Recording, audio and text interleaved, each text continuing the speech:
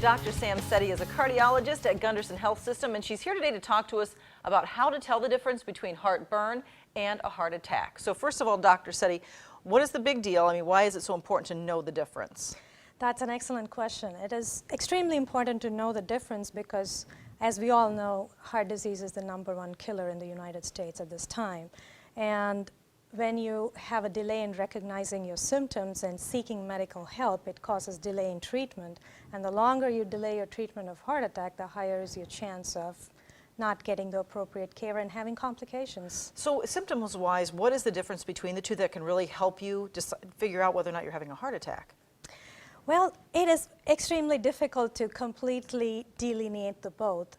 The line is kind of gray, and I would say, like, a lot of times people think that they wake up in the middle of the night and they think they're having a heartburn and try different kinds of treatment at home on their own, the over-the-counter medications, and then they realize that this is really not going away, and that's when they seek help. And by then, there's a good 45 minutes to an hour that's already lapsed.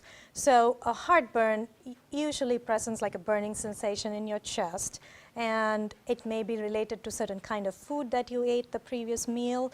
It could be triggered by lying down flat in your bed because everything from your stomach is rushing up to your chest and causing some burning sensation.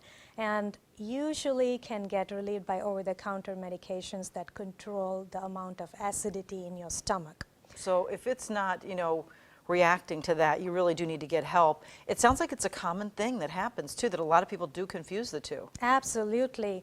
There is about 1 in 5 times people who come to the hospital with an actual heart attack thought that they started off with a acid reflux and that's all it was, and then they tried over-the-counter medications at home for a good hour or hour and a half before they called 911, and here they are having a florid heart attack. So when in doubt, call for help. Call 911, call for help. Very good. Dr. Setty, thanks so much for joining us today too.